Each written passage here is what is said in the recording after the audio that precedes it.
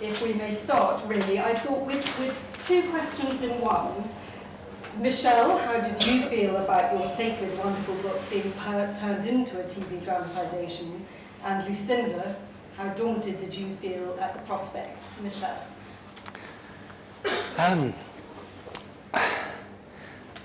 I always knew that adapting any book of that size would be impossible, so it was a matter of what people would do with the impossible.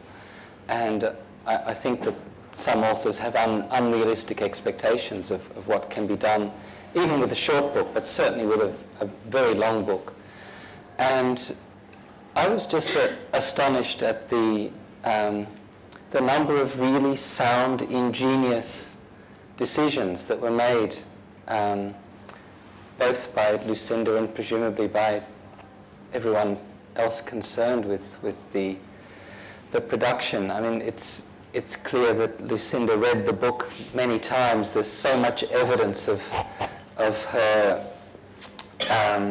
finding bits from later on in the book and figuring out that in televisual terms they would fit better somewhere else, and bits of exposition turned into dialogue and vice versa. And it was clearly the work of people who loved the book and wanted to do it justice, knew that to some degree they couldn't, but that they were going to make something very, very strong in a different medium. And I'm just really, really impressed and delighted. Well, thank you. Yes, I think I had a brush with the book when it very first was being published, and it had been optioned by a studio in the States. I spoke to them about they were interested in me adapting it, and that didn't work out for me or anybody else. And my problem with it at the time was that I just couldn't imagine an American studio making it. Nothing to do with the length of the book, which obviously is its own issue, but the content seemed to me to be something that was simply never going to survive that process. And so to get a second chance at it years later was just miraculous. And I just want to ask, were you still sort of attached to the project by the time it was being mooted that the director of Star Trek V was going to... No, Curtis Hanson arrived and I left was about, right. You know, he brought a kind of one of his sort of Oscar-laden gorilla with him, and that was me off. But I'd worked with David Thompson before in film, and he called me and said, you know, we've got this book, The Crimson Petal and the White, and I said, God, I've read it, but I'll read it again. And I went in to meet him, and I had such a huge reaction reading it a second time, actually. And sometimes you think, thank goodness the time passed, and thank goodness I waited, because I was so ready to go. And I pretty much begged David for the job in a rather unseemly manner. And I knew he was seeing two other writers later in the day, and there was a terrible moment where I sat in his office and said, I know you've got to see them because they're coming, but we have to agree between the two of us that I'm doing it. So, and I understand for form's sake you'll need to do it, but do the meetings. But and so I think although it was daunting, I had a real fire in my belly for it, and I was ready to go. And it actually became more daunting once other people knew, because it's a much loved book, but it is also a book that people are completely obsessed with. And so people endlessly coming up to me and saying, you're not going to change this bit, are you? How are you going to do that bit? I would meet people at dinner who would tell me what the opening credit sequence ought to look like. So then the anxiety started to build. But it's a big job, but it's an absolute gift of a job, and I knew it was. I hadn't worked in TV before, and I'd never really wanted to, but I knew that this was a real gift. So where did you start then? I mean, with a book this size, which is so full of wonderful physical descriptions, and it's terribly kind of sensory in so many ways, isn't it? But did you, for instance, start with imagining Sugar and what words we would have of her, or was it not that simple? No, actually, I did something I'd never done before. I tore the book into 4 because it was quite big, and so when I was travelling around, I was on the tube and that sort of thing.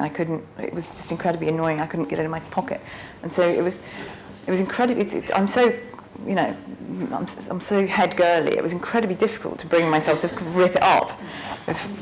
It was a real challenge, and then it was thrilling once I'd done it. But bad things get done to manuscripts in that story. Because of how complex the novel is, and because of the complexity of the relationships and how very, very patterned and sort of effortlessly, almost sometimes invisibly, and sometimes very clearly patterned the novel is, it was more a process of absolute immersion, in a sense. You have to just, there isn't much choice with this book. I think you just have to be doing you're writing the whole thing all the time. You're never really writing it in kind of stages, in a sense. And I think it's what's very exciting, that kind of final sequence for me, where you have that great run of events where Sugar is leaving with Sophie, and the final obstacle they're faced with is Cheeseman, and she's got the walking stick that Mrs. Fox gave her, and he tells her that unwittingly tells her that Agnes isn't dead, which gives her the strength to get rid of him, which gives them, that sort of chain of women, pushing each other forward. The book is full of those sequences where the only way you could really write it is, I think, immersion, and then in a sense, I had to sort of become Michel after a fashion, and really have ownership of it. I think, but those characters are so vital. They're so extraordinary. It sometimes did feel as though it was writing itself. They were so dying to tell their story. They were dying to get out. So it was, it was a pleasure. And into coming, Michel. Yes. Yes. Did you feel how concerned were you to take lines, as it were, from the... Oh, I think I always preserve as much of the sort of dialogue as you can. I mean, it's astonishing dialogue. I wish there were more of it. There was more of it, and we endlessly had to whittle it down. And yes, it would have been great to have more time, but and have more of all that stuff in. On the other hand, I think, now read the book. I think people will watch this and then they will go and read the book, and they're two different things. And there's a huge amount of pleasure to be had from I think, approaching the book through this. There are lots of unexpected delights ahead of people who haven't read it. But I think, why would you be adapting a book if the dialogue wasn't fabulous anyway, in a sense? But there was dialogue that you had to invent. Yes, you have to mint it. Yes, I had to mint it. And for example, in that last episode, unless I remember incorrectly about what I wrote, when Sugar is about to be jettisoned from the house, and the new governess is saying, does she have somewhere to go? Yes. That I don't recall that's in the book. Right. And right. William says, yes, she can go back to her mother. And because I've read interviews with you where you were saying that this whole theme of mothering and the absence of mothers was very central to you. That's an example of the series threading that through more strongly even than the book does. Yes, and the truth is it does become, I can't always remember what's mine and what's yours, which is sort of in a sense as it should be. And the only great liberty I was conscious of taking was at the end, in the novel, Sugar ends up having to have sex with Cheeseman to get away. And I just couldn't bear it, actually. I couldn't bear it, and I thought we're better than that, we're beyond that. Mm-hmm. And there's also some sense that actually once, that she was so, I felt she was so empowered by Agnes and Mrs. Fox and her relationship with Sophie by then, that it was time for reality to overtake fantasy, and she'd been endlessly writing about getting her sort of physical revenge on these men, and I just thought she's got that walking stick, and and he says I'd like a bit of I'd like what he's had, and you kind of think, well, you're about to get it, actually, that's exactly what you're going to comment. And so that it was a liberty, but I think it felt like the perfect precursor to the novel blowing away, and and us moving into the future, this next territory. So it was a liberty, and I was slightly nervous about it, but Romola, what about you? Sugar, so complex, so strong and bright, and yet so agonisingly vulnerable, especially at the end. How much of a challenge did you find this portrayal? Did you like Sugar? Yes, and I think probably similarly to Lucinda, I was shamelessly begging for the job, and I always felt more passionately about her as a character and the novel than any project I've ever been involved with, and I think, you know, for lots of different reasons, because it's a great book about, you know, men and women and about the sex industry, and also because I thought, you know, Lucinda's adaptation, if they really put that on television, it would really start to change the face of television. You know, I really thought it was, you know, a real game changer. But, you know, like any great challenge, once you've got the job, you then have to do it. And that was a terrible, terrible feeling, because she existed already in my head in a totally realised way, because, you know, the novel so absolutely conjures her, and I am not like her, and she is not like any other part I've ever played. It was a strange piece of casting. I think a lot of people that I met and spoke to, friends and people who'd read the book at the beginning, just said, how are you going to do that? You don't look like her, you don't share her experiences of life.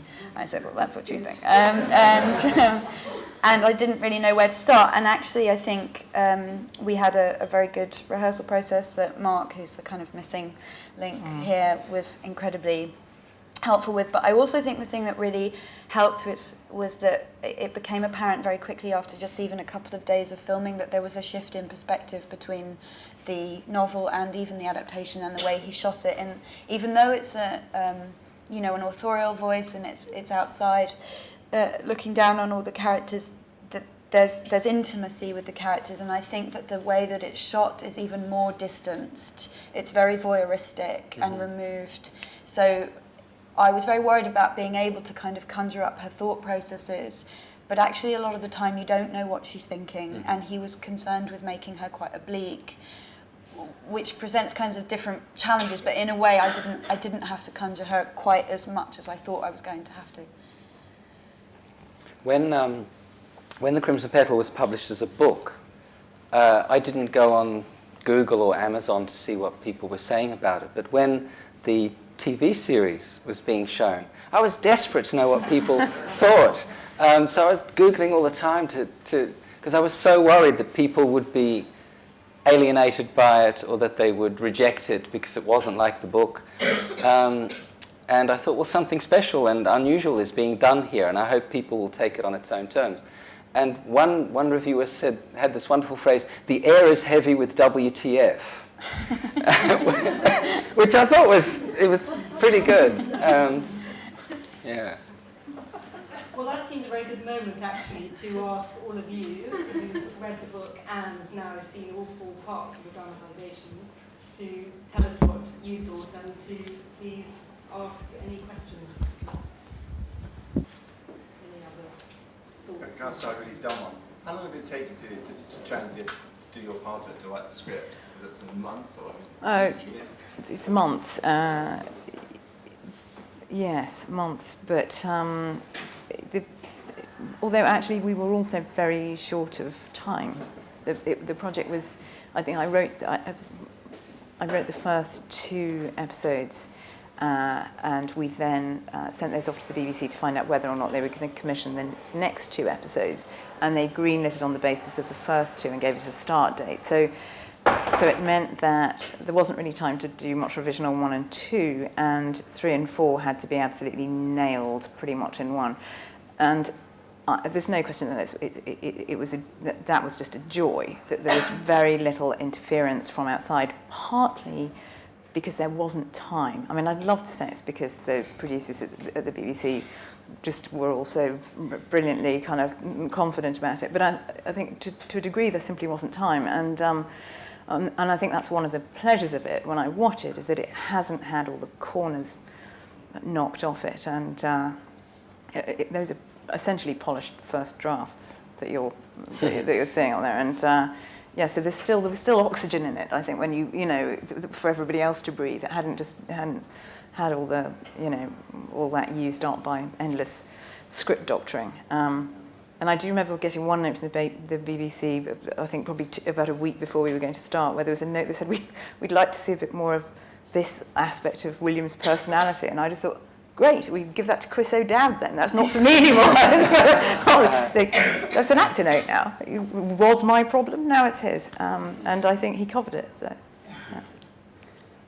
Can I ask each of you, for instance, what was the hardest thing about writing the novel, and what was the hardest thing writing the screenplay, and what was the hardest thing about acting?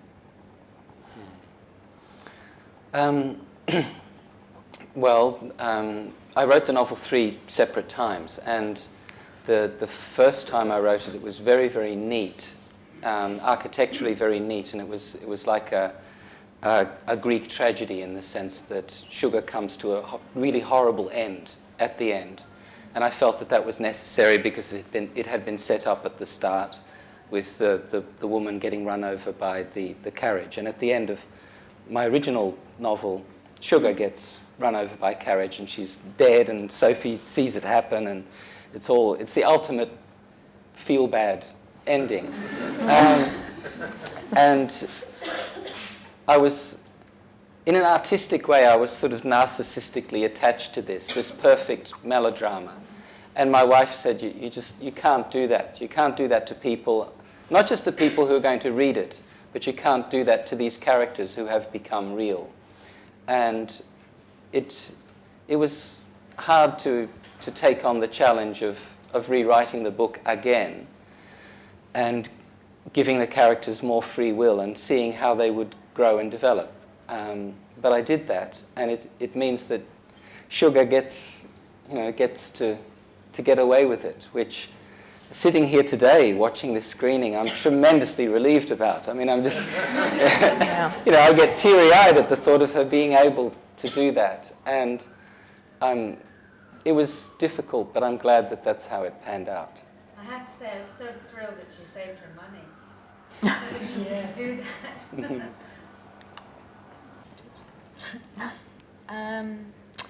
I think the hardest thing for me was that I sort of am very in awe of Sugar and loved her and love her so much as a character that I always wanted to make her stronger than she was.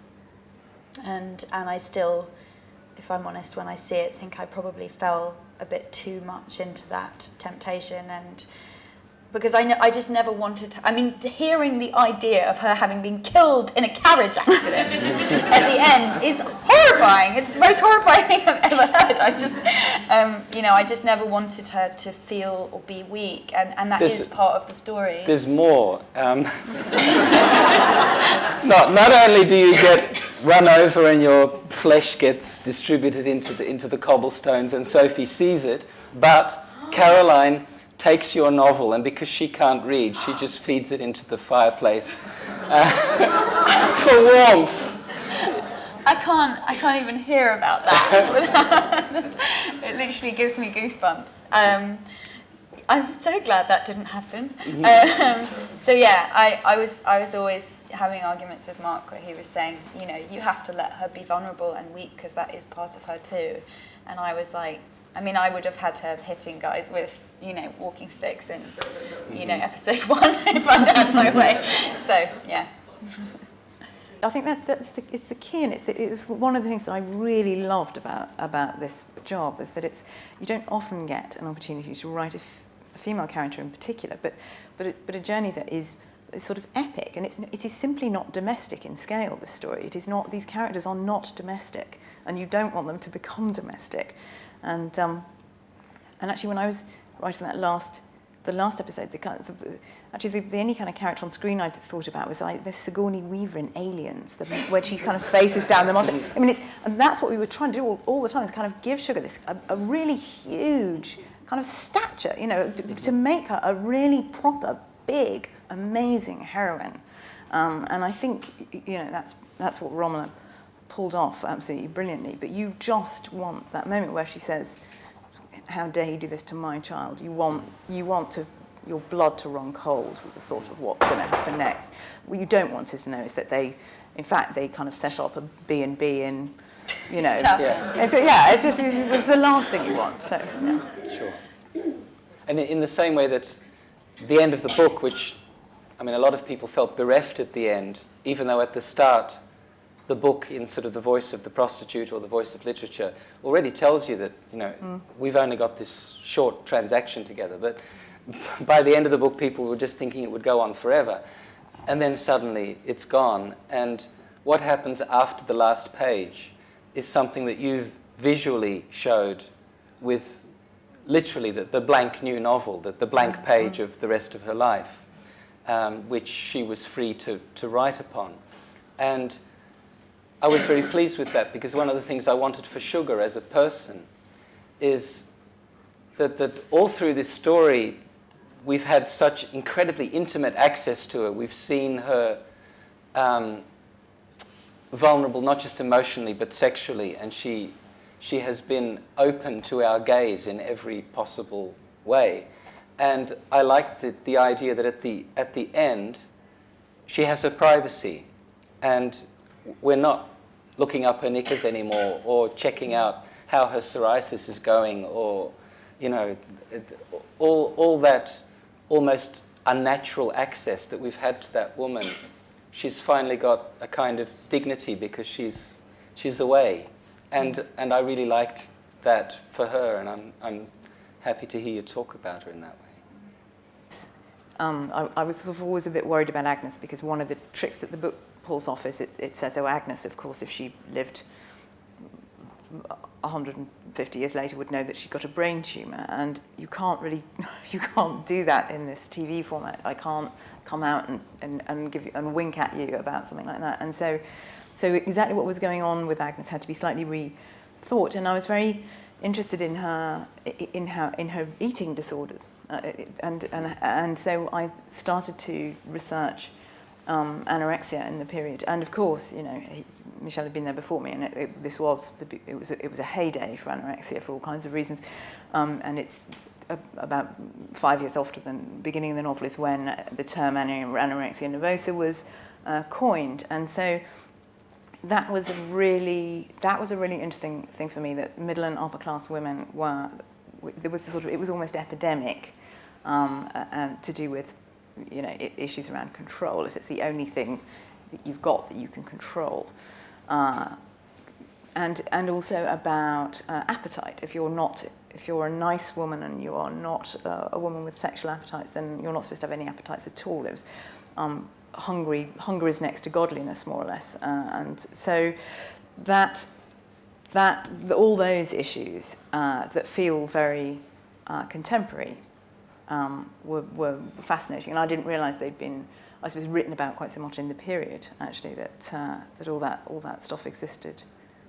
So there were lots of things that just endlessly, in fact, didn't so much make me think, oh, I feel differently about the Victorian period, but made me feel differently about where we are now. And I think that's the great thing that's the genius of the book, is it makes you look at where we are now in a different way.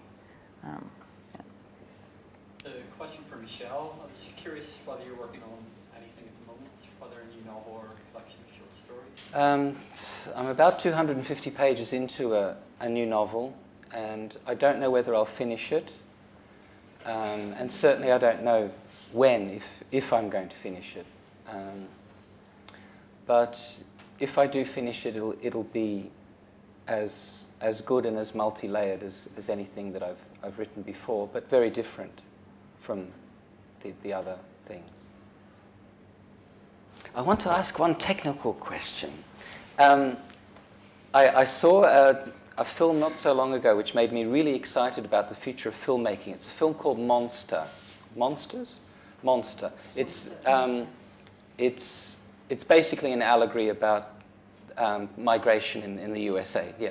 And one of the really exciting things about it is that it was made for almost no money. And what they did, they were shooting in Venezuela or something, and every time there was something wrong in what they were shooting, they would just fix it afterwards on a laptop.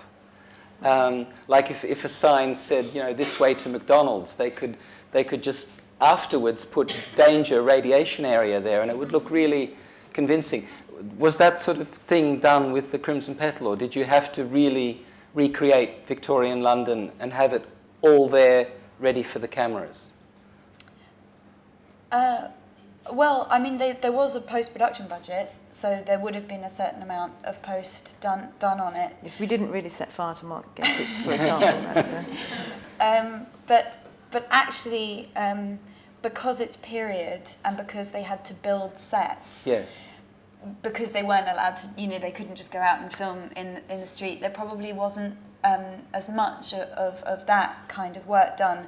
Although I know that Mark did an awful lot of work on the grade, which isn't something that maybe you're totally aware of when you're watching it, but it just means that the quality of the colours and the texture is quite unique, I think, for television. The colours are very strong, the air feels kind of smoky and ashy, and I think that kind of work that you do in post can create incredible atmosphere, which again is all drawn from the texture and colours of the novel, and so the sort of technological advantages and that kind of thing is now being done for a fraction of the price that it used to be done for, because people have kind of amazing programs that they can do it on for much less money. And I mean, actually, I was talking to my acting agent the other day, and she's was saying what an amazing project to have been involved in, and I was saying yes, and she said, although unfortunately it does mean that the BBC will be able to make these things for less and less and less money, because it's like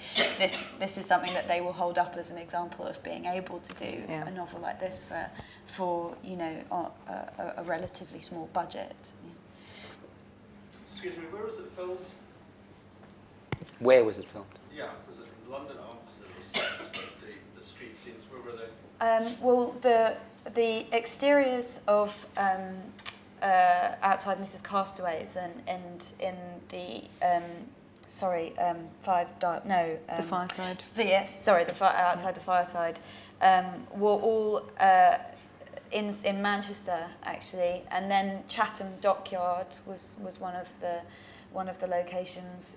We were in Montreal for a month, but they were all interior set builds, and that was for financial reasons, because it was a co-production with a Canadian company, so we were over there for a month. But otherwise it was Manchester, some in London, Liverpool as well. I think lots of the exteriors, those the terraced houses, they're all in Liverpool.